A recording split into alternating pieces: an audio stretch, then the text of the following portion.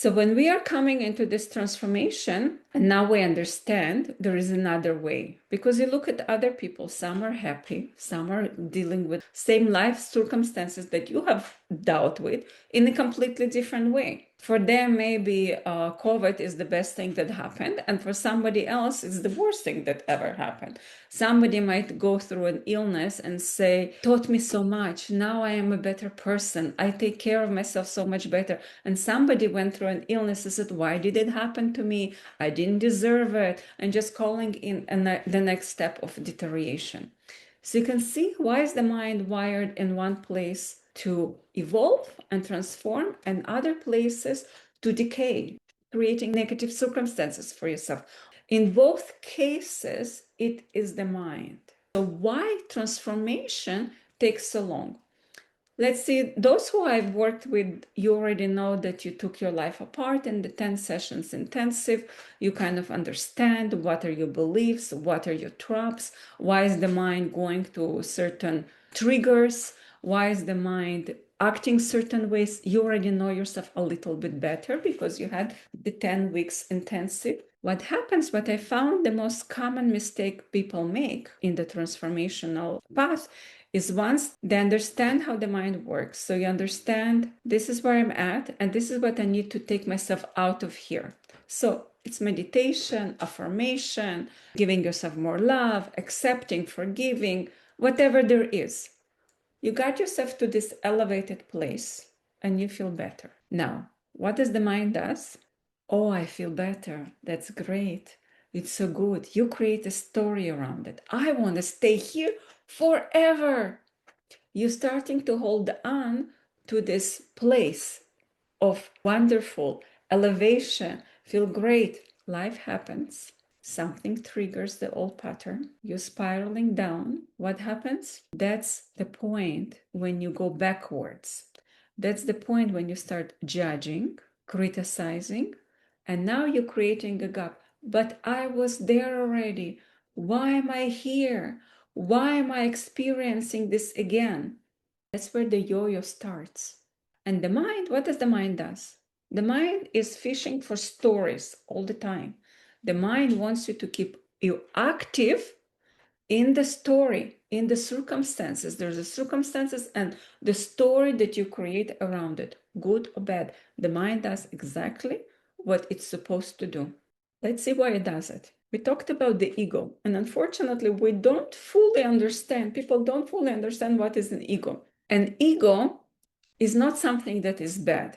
An ego, it's your character that was built up from your childhood, from your parents, from your environment, from your teachers, whoever built you up and made you a certain way. You were born and you were learning different reaction. How do I react here? How do I react here? Maybe I'm a victim, maybe I'm a warrior, maybe I'm a whiner, maybe I'm a healer. And you're creating all kinds of versions of yourself as you're growing up from a very young age. Your parents already shaping you with their words and their action. Your life is shaping you, all the life experiences that you've been through. This is a building up ego, your character. This is how I react here, and this is how I react there. Your reactions to life, the way you communicate, the way your nature becomes, right? That's is a forming ego. There's nothing wrong with that.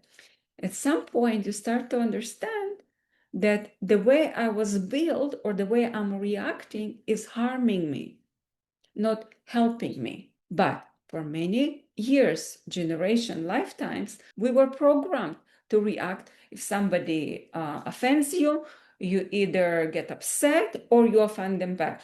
And in your mind, there's no other options, either victimize or attack. That's maybe what you have saw, and that's maybe what you have know how to live with, right? On the path of transformation, there is awakening point, and you're realizing, if I'm attacking, I'm hurting.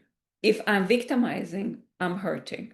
So the consciousness witnessed the ego, witnessed your character, witnessed the pattern of your reaction, bringing it to your attention, telling you, listen, this is not working for you. It's hurting you.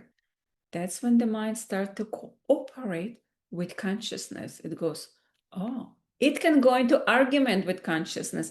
Oh, but you see, here's all the evidence.